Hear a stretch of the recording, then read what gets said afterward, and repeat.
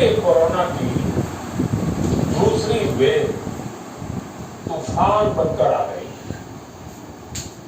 जो पीड़ा आपने सही है, जो पीड़ा आप सह रहे हैं, उसका मुझे पूरा एहसास है।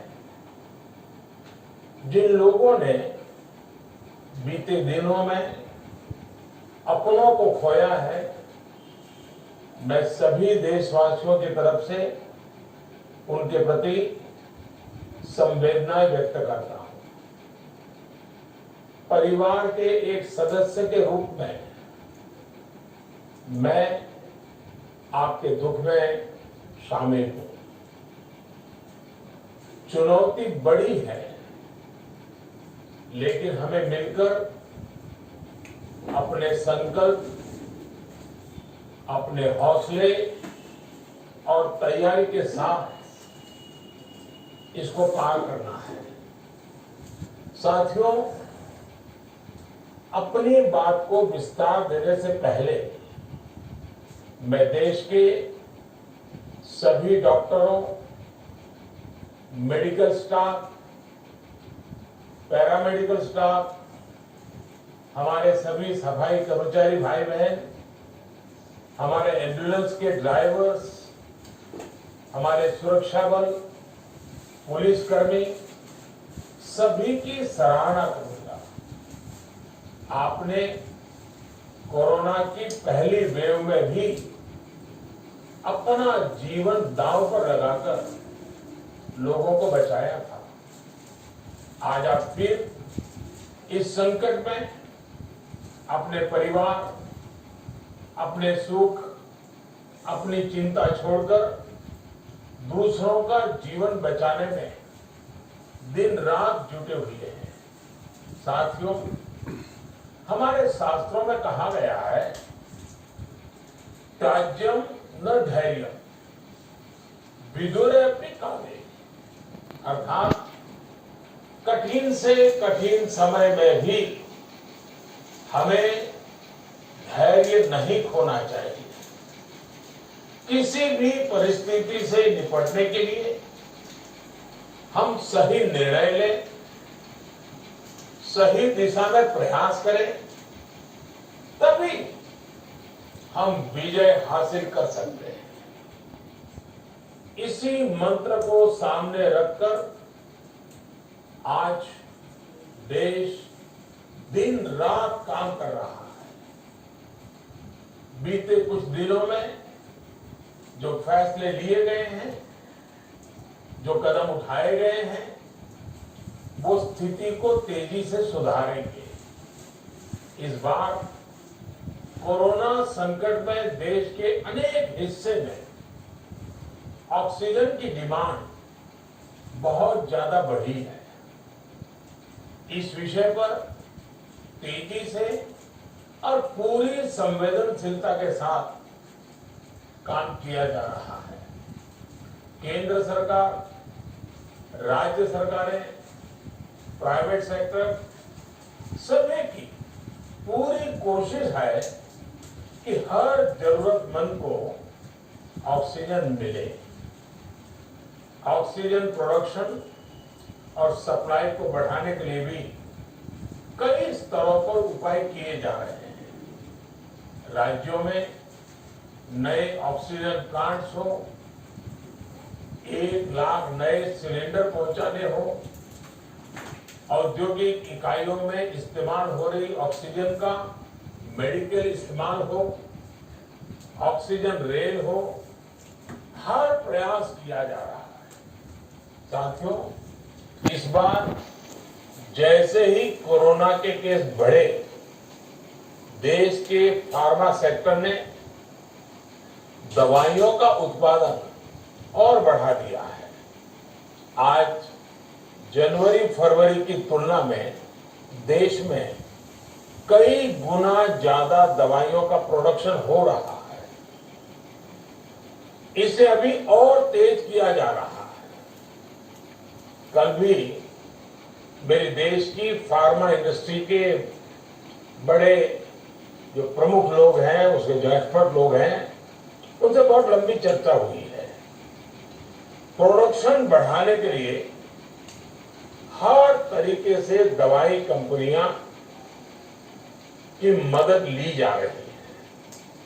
हम सौभाग्यशाली हैं कि हमारे देश के पास इतना बड़ा मजबूत फार्मा सेक्टर है जो बहुत अच्छी और तेजी से दवाइयां बनाता है। इसके साथ ही अस्पतालों में बेड की संख्या को बढ़ाने का भी काम तेजी से चल रहा है। कुछ शहरों में ज्यादा डिमांड को देखते हुए विशेष और विशाल कोविड हॉस्पिटल बनाए जा रहे हैं। साथियों, पिछले वर्ष जब देश ने कोरोना के कुछ ही मरीज सामने आए थे, उसी समय भारत में कोरोना वायरस के खिलाफ प्रभावी वैक्सीन के लिए काम शुरू कर दिया था। हमारे वैज्ञानिकों ने दिन रात एक करके बहुत कम समय में देशवासियों के लिए वैक्सीन विकसित की है। आज दुनिया की सबसे सस्ती वैक्सीन भारत में है। भारत की कोल्ड चेन व्यवस्था के अनुकूल वैक्सीन हमारे पास है। इस प्रयास में हमारे प्राइवेट सेक्टर ने इनोवेशन और एंटरप्राइज की भावना का बेहतरीन प्रदर्शन किया है।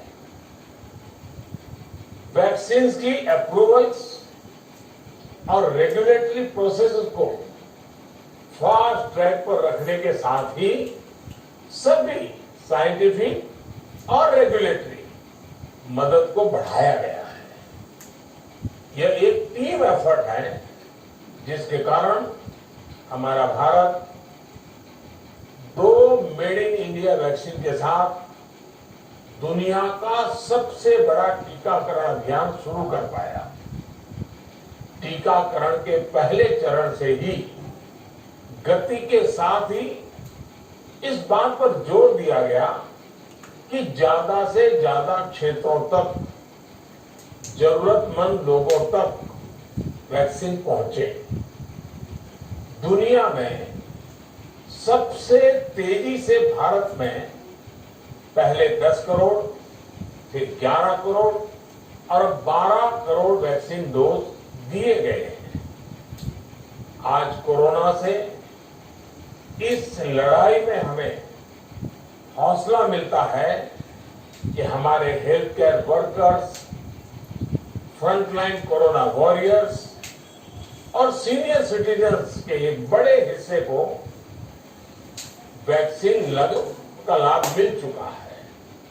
साथियों, कल ही वैक्सीन को लेकर हुए एक और अहम फैसला भी हमने किया है। 1 मई के बाद से 18 वर्ष के ऊपर के किसी भी व्यक्ति को वैक्सीनेट किया जा सकेगा।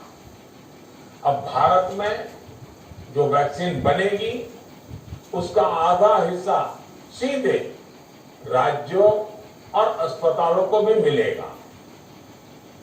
इस बीच गरीबों, बुजुर्गों, निम्न मध्यम वर्ग के लोग 45 वर्ष की आयु के ऊपर के व्यक्तियों के लिए केंद्र सरकार का जो वैक्सीन कार्यक्रम चल रहा है वो भी उतनी ही तेजी से जारी रहेगा। पहले की तरह ही सरकारी अस्पतालों में मुफ्त वैक्सीन मिलती रहेगी, जिसका फायदा, जैसा मैंने कहा, हमारे गरीब परिवार हो, हमारे मध्यम वर्ग, निम्न वर्ग के परिवार हो, वो उनका लाभ उठा सकेंगे। साथियों, हम सभी का प्रयास जीवन बचाने के लिए है, और जीवन बचाने के लिए तो है ही, प्रयास से भी ये है कि आर्थिक गतिविधियां और आजीविका कम से कम प्रभावित हो। प्रयास का तरीका यही रखा जाता है। वैक्सीनेशन को 18 वर्ष की आयु के ऊपर के लोगों के लिए ओपन करने से शहरों में जो हमारे वर्कफोर्स है उसे तेजी से वैक्सीन उपलब्ध होगी। राज्यों और केंद्र सरकार के प्रयासों से श्रमिकों को भी तेजी से वैक्सीन मिलने लगेगी। मेरा राज्य प्रशासन से आग्रह है कि वो श्रमिकों का भरोसा जगाए रखें। उनसे आग्रह करें कि वो जहां है वहीं रहे। राज्यों द्वारा दिया गया ये भरोसा उनकी बहुत मदद करेगा कि वो जिस शहर में है वहीं पर अगले कुछ दिनों में वैक्सीन भी लगेगी और उनका काम भी बंद नहीं होगा। साथियों, पिछली बार जो परिस्थितियां थी वो अभी से काफी भिन्न थी। तब हमारे पास इस वैश्विक महामारी से लड़ने के लिए कोरोना स्पेसिफिक मेडिकल इंफ्रास्ट्रक्चर नहीं था। आप याद करिए देश की क्या स्थिति थी। कोरोना टेस्टिंग के लिए पर्याप्त लैब नहीं, पीपीई का कोई प्रोडक्शन नहीं, हमारे पास इस बीमारी के ट्रीटमेंट के लिए कोई खास जानकारी भी नहीं। लेकिन बहुत ही कम समय में हमने इन चीजों में सुधार किया। आज हमारे डॉक्टरों ने कोरोना के इलाज की बहुत ही अच्छी एक्सपर्टीज हासिल कर ली है। वो ज्यादा से ज्यादा जीवन बचा रहे हैं। आज हमारे पास बड़ी मात्रा में पीपीई किट्स हैं, लैब्स का बड़ा नेटवर्क है और हम लोग टेस्टिंग की सुविधा को निरंतर बढ़ा रहे हैं।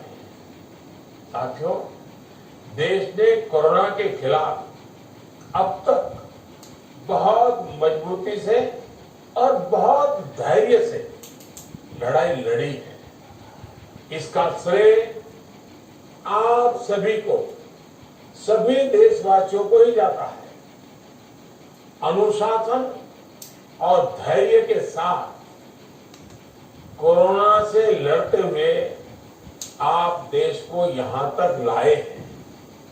मुझे विश्वास है जन भागीदारी की ताकत से हम कोरोना के इस तूफान को भी परास्त कर पाएंगे।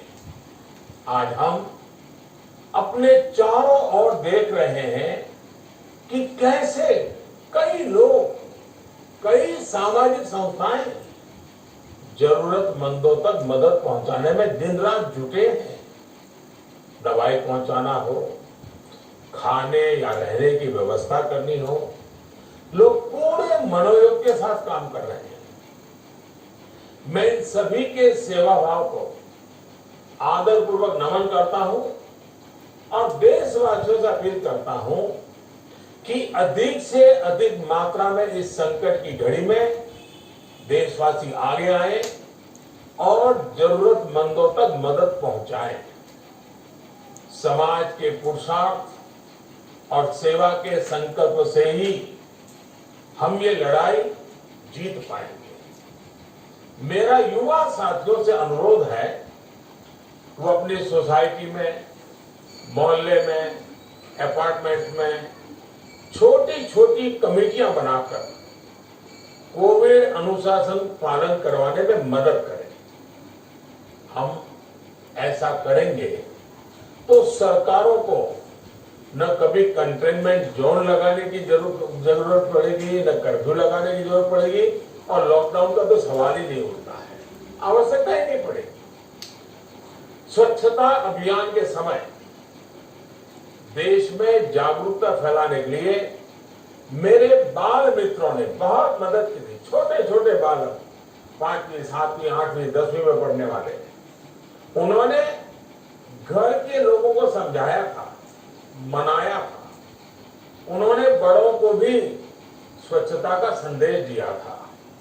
आज मैं फिर अपने बाल मित्रों से एक बात विशेष तौर पर कहना चाहता हूं। मेरे बाल मित्र, घर में ऐसा माहौल बनाएंगे कि बिना काम, बिना कारण घर के लोग घर से बाहर न निकले। आपकी जीत बहुत बड़ा परिणाम ला सकती है।